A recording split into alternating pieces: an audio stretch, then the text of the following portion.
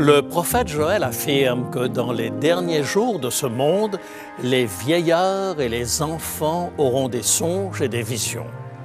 En connaissez-vous dans votre entourage? Je crois que mon fils aîné, à l'âge de 4 ans, a été prophète. Vous avez du mal à me croire? Le temps du générique et vous en serez convaincus.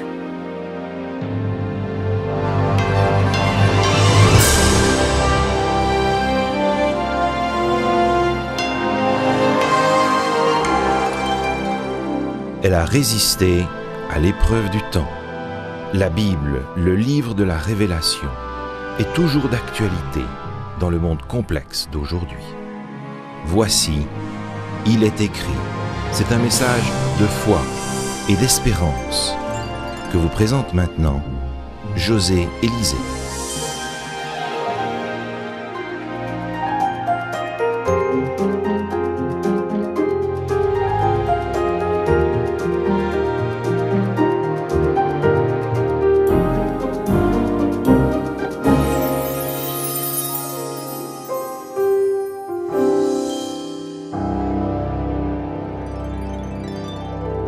Jeune pasteur et père d'un premier enfant, je jonglais constamment entre mes responsabilités familiales et ma charge pastorale. Je consacrais mon vendredi après-midi à la rédaction de mon sermon hebdomadaire et je ne tenais pas à être dérangé. C'est alors que mon fils de 4 ans décida qu'il devait partager avec moi les aventures de sa petite vache imaginaire. « Tu sais, papa, j'ai une petite vache qui s'appelle Virginie et qui vit à l'île Maurice. » J'arrêtai ma rédaction, déposai mon stylo et l'écoutai avec une patience infinie, montre en main, 1 minute complète. Profitant qu'il reprenait sa respiration, je lui dis sur un ton des plus conciliants « Mon petit chéri, papa termine un travail important et dès qu'il aura fini, tu vas pouvoir lui raconter l'histoire de Virginie. Es-tu d'accord ?»« Oui, papa, répondit-il, en prenant résolument la direction de sa chambre. » Il ne s'est pas passé 3 minutes avant qu'il ne soit de nouveau à mes côtés, m'interpellant. « Tu sais, papa, ma petite vache Virginie, je redoublais de patience et cette fois-ci, je lui accordai généreusement 30 bonnes secondes d'attention avant de lui couper la parole. « Mon petit chou, retourne dans ta chambre. Papa te promet qu'il va te rejoindre très très vite. »« Oui, papa, dit-il en s'éloignant. » Soulagé, je me remettais au travail. 3 minutes plus tard, il était à nouveau à mes côtés. « Tu sais, papa, Virginie, ce fut la goutte qui fit déborder le vase. » Je haussai le ton. « David, retourne dans ta chambre et reste-y jusqu'à ce que j'ai fini. »« Oui, papa, dit-il, en tournant les talons. » Je triomphais. J'allais pouvoir apporter la touche finale à mon sermon avant de m'occuper de mon fils.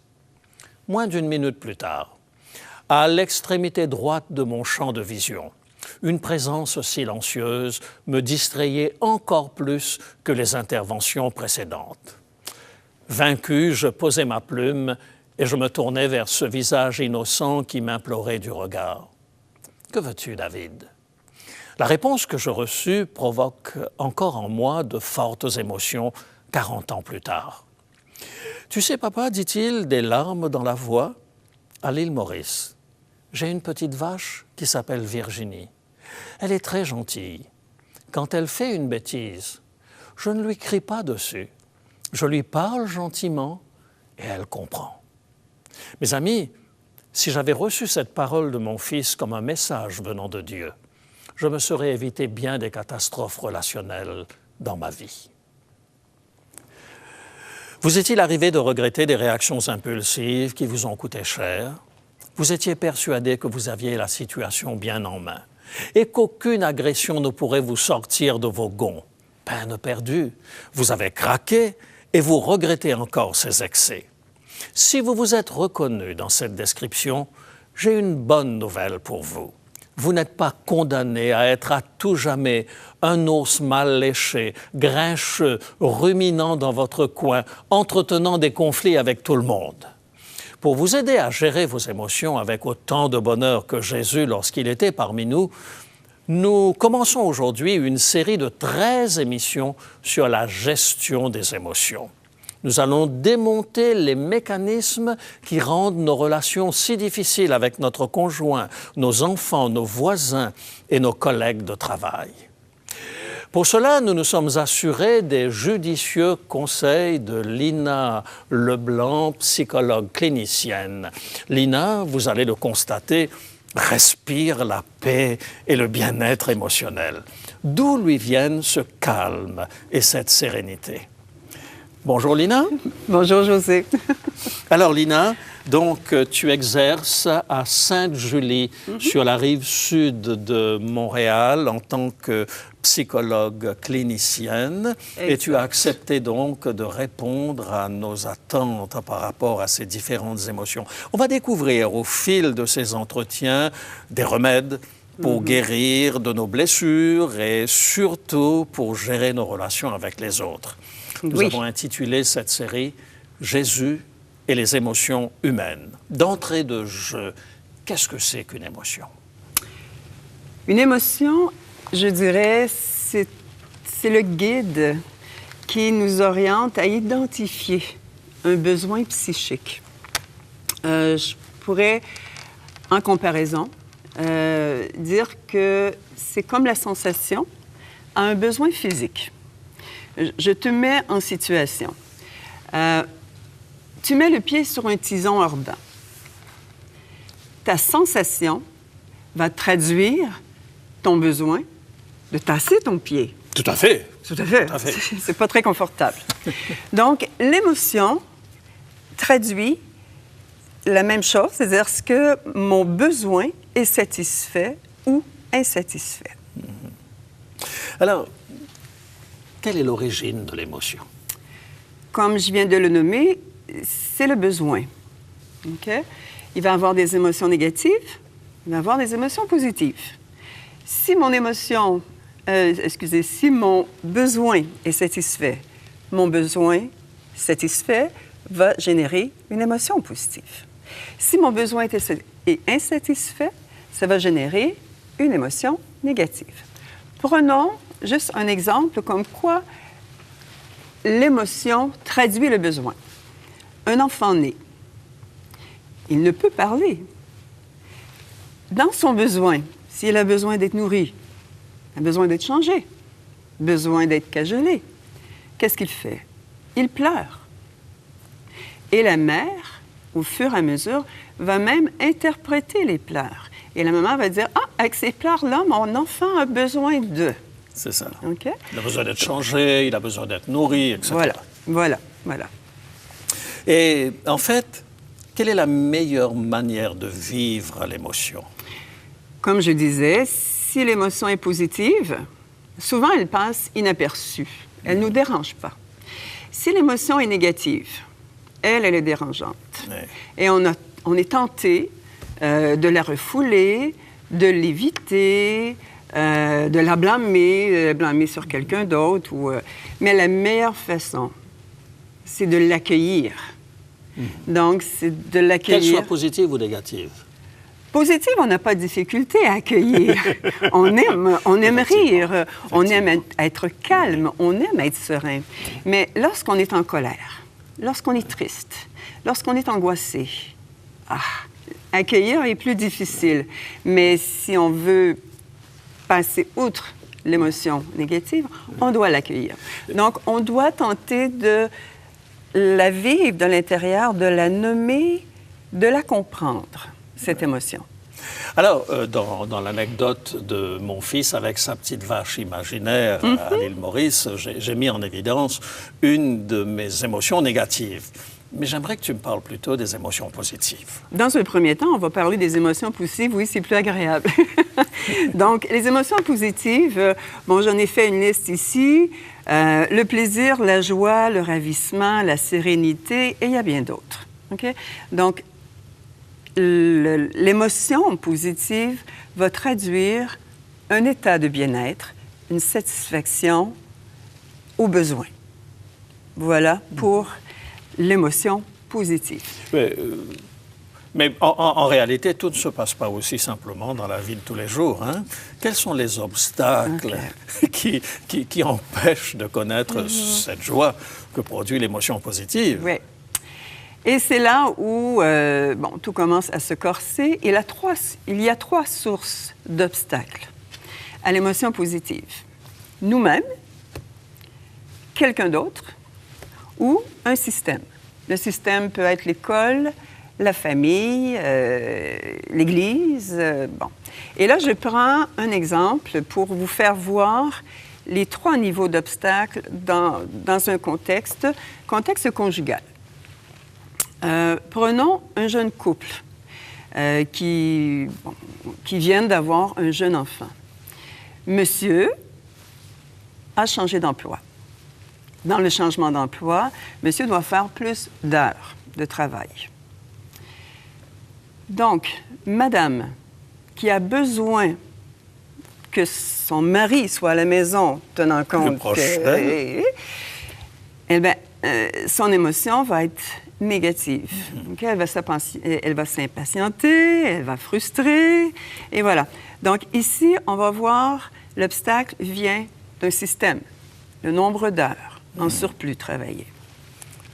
Dans le même sens, le monsieur, dans son nouveau milieu de travail, se lie d'amitié avec une nouvelle collègue. Aïe, aïe, aïe.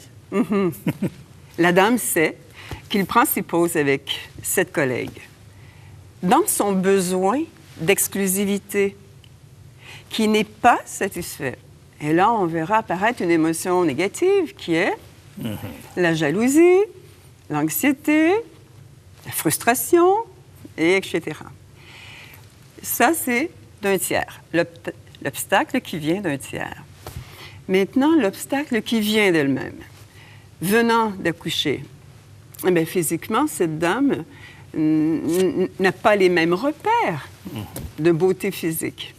Donc, dans son besoin de plaire, mais se regardant, va avoir ce besoin est satisfait, et là, on va avoir une chute au niveau de la confiance en soi, de l'estime de soi. Oui. Alors, y a-t-il moyen de pouvoir gérer cette émotion négative, comme par exemple dans le cas de cette épouse qui se sent délaissée par son mari? Mm-hmm. OK. Comment est-ce qu'on va vivre adéquatement cette émotion négative? OK. Comme je dis, si je suis aux prises avec, exemple, l'émotion de la jalousie, je pourrais blâmer mon conjoint. Mais bon, ça peut ne pas aller très loin. Vaut mieux que je regarde, qu'est-ce que cette jalousie est en train de me dire de moi? Okay? Donc, encore une fois, c'est j'accueille l'émotion de la jalousie, j'en prends conscience, je la nomme, je la reconnais pour tenter de passer, c'est-à-dire de pouvoir agir dessus pour pouvoir. Donc, si tu veux bien, il y a une psychologue québécoise, Madame Michèle Larrivée, à travers son livre « Les émotions, la puissance des émotions », elle nous décrit très bien le processus émotionnel, le processus émotif. Donc, ce processus émotif est un processus naturel de guérison. Si je reviens avec le tison, ta brûlure, tu vas t'en occuper. Oui, oui, bien sûr. Donc, la jalousie, je vais m'en occuper. Donc, sur ton tison, sur ta brûlure, tu vas mettre de l'onguent, tu vas faire attention pour ne pas marcher trop dessus, jusqu'à temps que ta brûlure guérisse. Eh bien, c'est la même chose au niveau des émotions. Le processus émotif présenté par Mme Larrivée nous décrit les 5 phases du processus émotif, donc du processus de guérison naturelle. Si tu veux, on va le regarder. On va regarder ces 5 phases. Oui, donc tu parles de 5 étapes, 5 oui, sphères. 5 sphères, 5 étapes. Et l'une vient tout de suite après l'autre. Hein? C'est pas une heure et puis voilà, la deuxième phase arrive et la troisième phase arrive. Non, c'est une s'emboîte dans l'autre. Donc, la première phase, ce qu'elle nomme, c'est la phase de l'émergence. Donc, ici, c'est l'apparition de l'émotion. C'est ça, tapis sur le tison. OK? L'immersion, c'est là où on ressent l'émotion. La troisième phase, développement. Alors, c'est là que ça va tourner vers le positif ou vers le négatif. Hein? C'est-à-dire que je vais devoir apprendre à respirer par le nez à ce niveau-là. C'est ça? Oui, voilà. La prise de signification après, qui est une ça, c'est la 4e étape. En quoi ça consiste, ça, c'est un coup qu'on a tout ressenti, on est on est apte à comprendre. Donc, c'est la phase de la compréhension de l'émotion. Phase de compréhension, ça veut dire que je suis en train de le gérer correctement, là. Ou tu tentes de le gérer On tente de le gérer correctement. Et la cinquième étape, c'est l'action unifiante, qui est celle de l'intervention qu'on va faire pour reprendre notre état émotif serein. Alors, on part, par exemple, sur quelque chose d'extrêmement négatif. Je prends conscience de cela. Ensuite, je vais l'intégrer. Là, je vais respirer par le nez. Et ensuite, je vais envisager comment résoudre le problème. Et si j'arrive à le résoudre de manière positive, alors là, c'est gagné. C'est gagné, c'est fait. C'est naturel. Dis donc, je vais vivre mieux pendant les jours qui viennent. Mais alors, est-ce qu'on peut prévenir l'émergence des émotions négatives? Oui. Il y a depuis quelques décennies en psychologie une branche qui s'est développée en disant, c'est la psychologie positive. La psychologie positive, elle favorise la présence des émotions positives. Et pourquoi? Parce que les émotions positives sont favorables à la santé globale et à la longévité. Donc, les émotions ou les états émotifs positifs vont être la compassion, la bonté, l'humilité, la douceur, la joie, la patience, etc. Alors là, Lina, je suis en terrain de connaissance parce que dans les mots que tu dis, ça éveille un écho en moi. J'entends l'apôtre Paul dans l'Épître aux Thessaloniciens, au chapitre 5, par exemple, qui va dire « Soyez toujours joyeux ». J'ai toujours été surpris que ce soit un impératif, comme s'il donnait un ordre, comme si on pouvait exiger des gens qui soient joyeux. Tu peux nous dire un mot là-dessus? On ne peut pas exiger que les gens soient joyeux parce qu'on ne peut pas exiger qu'une émotion arrive à nous. Ce que je comprends dans ce message, c'est qu'il est important de laisser beaucoup plus d'espace aux émotions positives, laisser beaucoup plus de place à la joie dans notre vie. Formidable, ça. Formidable. Donc, il faut travailler sur ces émotions et puis canaliser en quelque sorte les choses. C'est peut-être là que c'est le plus difficile, mais si on arrive à les gérer, donc on va avoir encore 12 autres émissions pendant lesquelles on va véritablement apprendre comment gérer tout cela. Alors peut-être tu pourrais nous donner une sorte de prescription. J'aimerais bien qu'à la fin de chacune de nos interventions, tu fasses une sorte de prescription en nous disant, écoutez, voilà, pour le sujet que nous avons abordé aujourd'hui, voilà les éléments qu'il faudrait retenir. Tu es d'accord avec cette approche? On y va. Afin de parvenir à un meilleur état émotif, vivez votre vie avec une plus grande conscience, dédramatisez et développez un sens de l'humour, laissez une place importante aux émotions positives, découvrez les bénéfices positifs de toute expérience de vie. Très intéressant. Je voudrais m'arrêter sur le premier point que tu as mentionné. Vivez votre vie avec une plus grande conscience. Est-ce que tu es en train de dire que je devrais me regarder vivre, en quelque sorte? Oui. Beaucoup se vivent de façon très, très robotisée. C'est vie, ça se regarde pas vivre. Oui, il faut avoir cet œil-là. Se voir objectivement. Oui, pour pouvoir s'analyser davantage. Et puis, un point qui m'a beaucoup intéressé, c'est le sens de l'humour. Alors ça, j'aime bien rire. Parfois, peut-être, on considère un petit peu trop, compte tenu de ma fonction pastorale, où il faudrait que je sois toujours très sérieux. Alors, c'est un élément important pour gérer ces émotions? Tout à fait. Et si tu n'avais pas ce sens de l'humour, peut-être que tu ne serais pas ce que tu es. Ah, alors ça me rassure, ça m'encourage. Et puis donc, tu dis, laisser une place importante aux émotions positives et finalement découvrir les bénéfices positifs de toute expérience de vie. Oui. Alors, merci beaucoup, Lina. Bienvenue, José. Que nous dit l'Évangile à propos de Jésus et de la joie? Le sentiment qui se dégage d'un certain nombre de textes nous donne à penser que Jésus était un bon vivant, dans le sens noble du terme. Laissons à Jésus le soin de définir lui-même son approche de la vie lorsque les disciples de Jean le Baptiste l'interrogent sur le jeûne. Matthieu, chapitre 9, versets 14 et 15. Matthieu 9, versets 14 et 15. « Pourquoi nous et les pharisiens jeûnons-nous, tandis que tes disciples ne jeûnent point ?» Jésus leur répondit, « Les amis de l'époux peuvent-ils s'affliger pendant que l'époux est avec eux?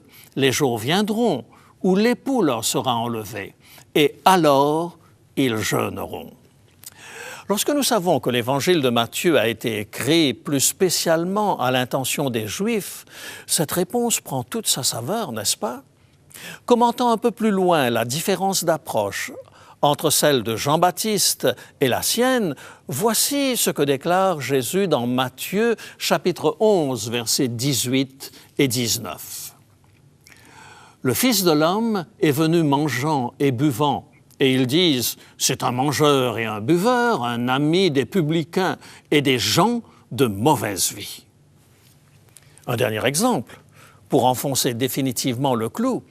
Jésus a quitté le ciel pour venir mourir à la place des pécheurs sur terre. C'est un projet on ne peut plus sérieux, et il ne dispose que de 3 ans et demi pour le réaliser. Comment débute-t-il son ministère? En guérissant tous les malades d'un coup de baguette magique? Non. En chassant tous les tyrans de la planète? Loin de là. En redistribuant les richesses de la terre? Absolument pas. Où fait-il son premier miracle? Il est invité à des noces avec des disciples. Le vin vient à manquer. Croyez-vous qu'il va faire la morale aux invités en y voyant un signe qu'il n'est plus temps de festoyer, mais de se repentir? Pas du tout. Il change l'eau en vin afin que la fête puisse continuer. Jésus n'est pas un rabat-joie. Comme nous le disons si bien en bon québécois, Jésus n'est pas un casseur de parties. Jésus aimait la vie, il exprimait sa joie et refusait même qu'on gâche celle des autres. Vous vous souvenez de cette phrase? « Pourquoi faites-vous de la peine à cette femme » Matthieu 26, verset 10. C'est ce qu'il dira à ceux qui reprochaient à la femme pécheresse d'avoir gaspillé un parfum de grand prix. Mes amis, si nous arrêtions de faire dire à l'Évangile ce qu'il ne dit pas, si nous refusions d'arborer une tête de 10 pieds de long, mais que nous tentions plutôt de conformer notre vie à celle de Jésus, le christianisme deviendrait la religion la plus attrayante de la planète. Ne voulez-vous pas demander à Jésus de mettre dans votre cœur la joie qui était la sienne? Une démarche aussi simple pourrait probablement vous éviter de cultiver des pensées négatives et par là même de jouir d'une meilleure santé. Pourquoi ne pas le demander à Jésus, maintenant même, tandis que nous prions? Seigneur Jésus, combien nous nous sentons en sécurité auprès de toi. Nous y trouvons la paix et la joie. Apprends-nous à découvrir le sens noble des émotions que tu as mises en chacun de nous. Apprends-nous à aimer la vie comme tu l'aimais lorsque tu marchais sur nos chemins. C'est en ton nom que nous t'adressons cette prière. Amen.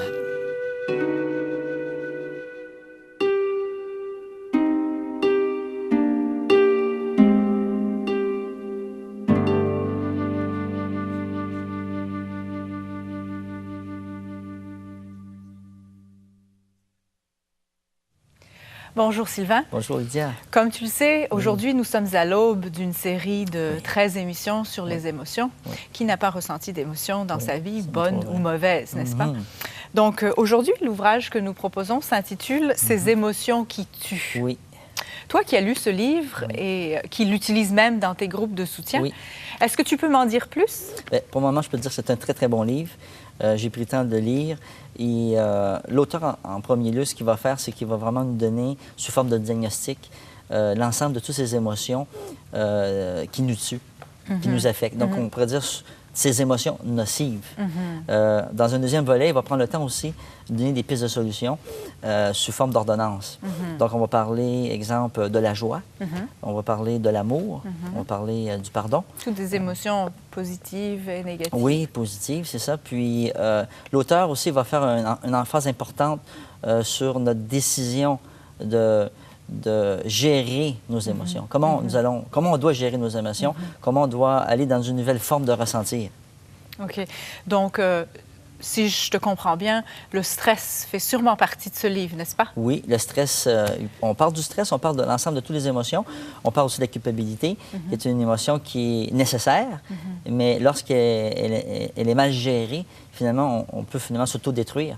Donc, on va parler, exemple, de l'importance du pardon, l'importance de l'amour, de l'exercer dans notre vie. D'ailleurs, j'ai recommandé ce livre-là à une amie dans un de mes groupes de soutien, mon amie Lise, qui l'a lu, qui l'a bien aimé, qui m'en a parlé souvent. Et je continue à le recommander parce que je crois qu'on a tous besoin de comprendre que lorsqu'une émotion n'est pas bien comprise, ou même ces émotions nocives, pourquoi sont-elles nocives? Parce qu'en réalité, il y a un besoin auquel on n'a pas pu répondre. Donc, on veut s'exprimer à travers soit la colère, tu vois, exemple. Exact. Okay. Donc, Sylvain, je te remercie. Tu nous as donné l'eau à la bouche pour ce livre. Oui, c'est un très bon livre. Alors, merci beaucoup, Sylvain. Plaisir. Je vous recommande ce livre qui est un petit bijou. Vous allez pouvoir suivre les émissions pendant 13 semaines et approfondir les sujets que José et Lina vont aborder. Nous vous le ferons à Il est écrit pour 26 $ plus frais de port. Je vous le recommande chaudement et vous pouvez le recevoir en communiquant avec nous à Il est écrit, soit par téléphone, soit par courrier, au numéro de téléphone et à l'adresse qui s'affiche au bas de votre écran. Merci beaucoup. Pour commander l'offre du jour, composez maintenant le 514-729-3515 ou encore utilisez notre ligne sans frais 1-866-729-3515. Veuillez parler lentement. Donnez-nous le titre de l'offre et ensuite vos noms, adresses et numéros de téléphone. Le prix annoncé s'applique uniquement au Canada.